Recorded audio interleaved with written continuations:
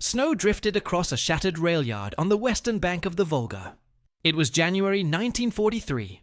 Twisted freight cars lay half buried in ice. Chimneys stood without roofs.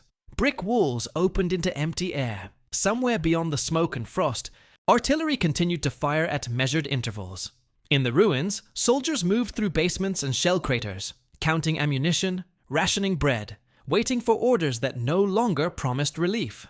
The city had once carried the name of a leader. Now it was reduced to grids on operational maps, to sectors marked in grease pencil, to casualty reports transmitted in fragments through failing radios. What remained here was not simply a battle for streets.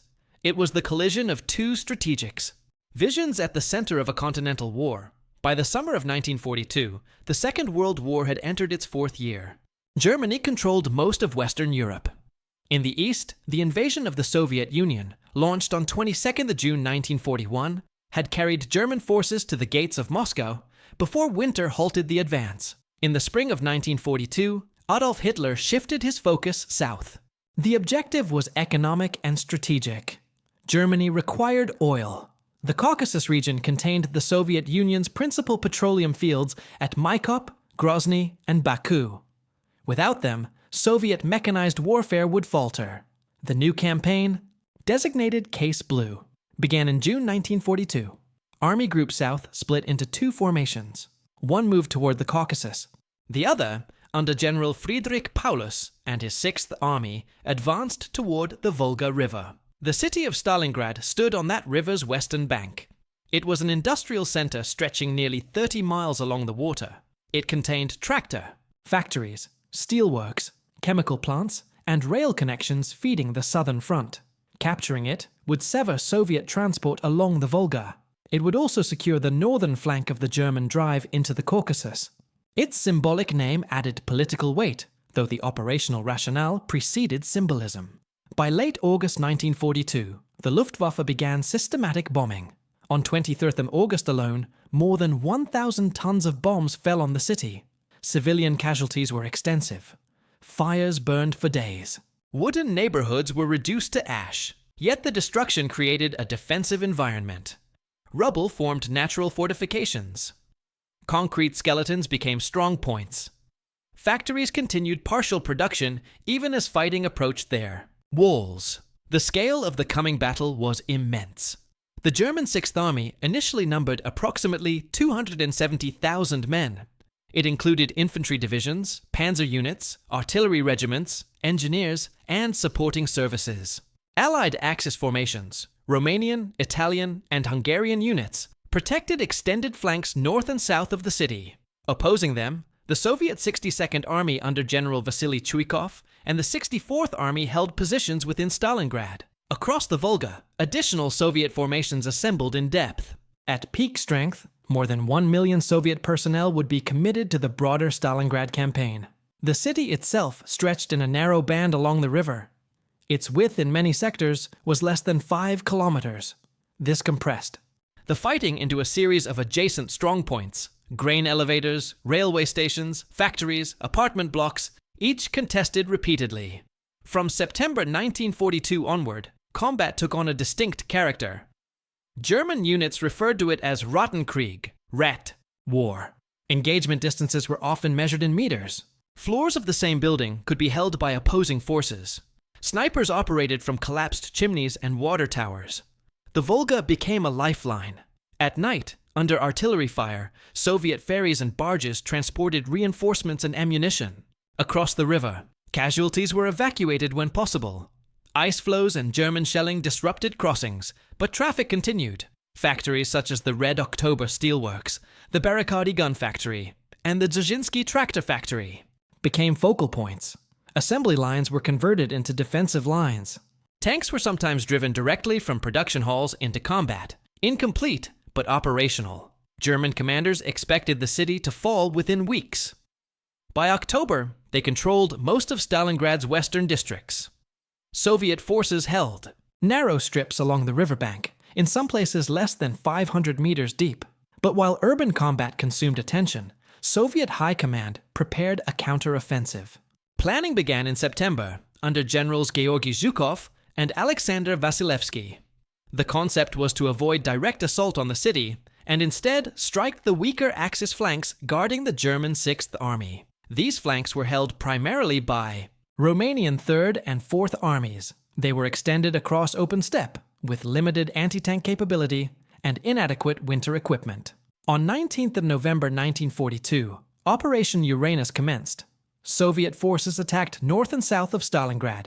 In the north, the southwestern front broke through Romanian positions near Serafimovic and Kletskaya. In the south, the Stalingrad front advanced through Romanian defenses near Kalach.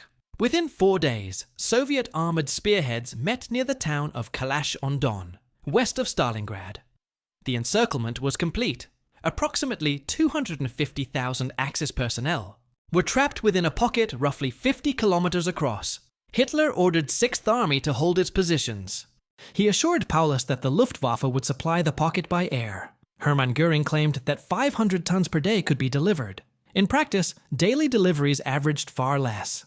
Weather, Soviet anti-aircraft fire, limited transport aircraft, and inadequate airfields reduced capacity. At times, fewer than 100 tons arrived. 6th Army required at least 300 tons daily to sustain combat operations at minimal levels. Rations were reduced. Horses were slaughtered for meat. Fuel shortages immobilized vehicles. Medical supplies ran critically low. Frostbite and disease spread in unheated shelters as temperatures dropped below -20 degrees Celsius. Meanwhile, Soviet forces tightened the ring. Operation Little Saturn in December destroyed much of the Italian 8th Army west of the Don, preventing German relief forces from reaching Stalingrad. Field Marshal Erich von Manstein launched Operation Winterstorm in mid-December, advancing from the south towards the pocket. His forces reached within approximately 50 kilometers of 6th Army positions. Paulus requested permission to attempt a breakout. Permission was denied. Hitler insisted the city be held. He promoted Paulus to Field Marshal on 30th of January 1943, noting that no German Field Marshal had ever surrendered. By this stage, 6th Army was fragmented into northern and southern groups within the shrinking perimeter. Ammunition was nearly exhausted. Wounded soldiers lay in cellars without anesthetics. On 31st of January 1943, Paulus surrendered the southern group in Stalingrad. On 2nd February, General Karl Strecker surrendered the northern group. Approximately 91,000 German and Axis soldiers were taken prisoner, including 22 generals. Of these prisoners, fewer than 6,000 would eventually return to Germany after the war. Total casualties are estimated at over 2 million, including killed, wounded, captured, and missing on both sides. Soviet losses alone are often cited at more than 1,000 casualties, with over 400,000 killed. In the immediate aftermath, Soviet authorities documented the destruction. Investigators surveyed factories reduced to rubble, rail lines severed, residential districts erased. German equipment, tanks, artillery, aircraft wreckage littered the frozen landscape. Allied observers in London and Washington recognized the strategic implications. For the first time, an entire German field army had been destroyed. The psychological effect within Germany was profound. The myth of invincibility was broken. Post-war analysis has emphasized several factors. The German decision to divide army groups south diluted combat power. The fixation on holding Stalingrad prevented operational flexibility. Reliance on air supply proved unrealistic at required scale. Underestimation of Soviet reserves and industrial capacity was persistent. Soviet analysis highlighted coordination between fronts, deception measures masking the buildup for Operation Uranus, and effective use of armor in encirclement operations. The battle demonstrated the Red Army's growing operational sophistication by late 1942. After the war, Stalingrad was rebuilt. In 1961, the city was renamed Volgograd during de-Stalinization. Memorial complexes, including Mamayev Kurgan, were constructed to commemorate the battle. The terrain where entire divisions once fought is now urbanized ground, marked by monuments and preserved ruins. For the German military, Stalingrad became a case study in overextension and rigid command. For the Soviet Union, it became a foundational narrative of endurance and sacrifice. Strategically, the battle marked a decisive shift on the Eastern Front. After February 1943, German forces would conduct major offensives, notably at Kursk. but the initiative increasingly belonged to the Red Army. From the Volga westward, Soviet offensives would continue for more than 2 years, culminating in Berlin in May 1945. The rail yard on the Volga's bank is long restored. Freight trains pass through modern Volgograd without interruption. The factories produce again, but in the winter of 1942-43, those same yards were silent except for artillery and the sound of boots on frozen debris. Decisions taken hundreds of kilometers away fixed the fate of hundreds of thousands inside the ruins. What remained at the end was not the capture of a city, nor the securing of oil fields. It was the destruction of an army, the reversal of momentum, and a demonstration that industrial war, once fully mobilized, could consume entire formations without pause.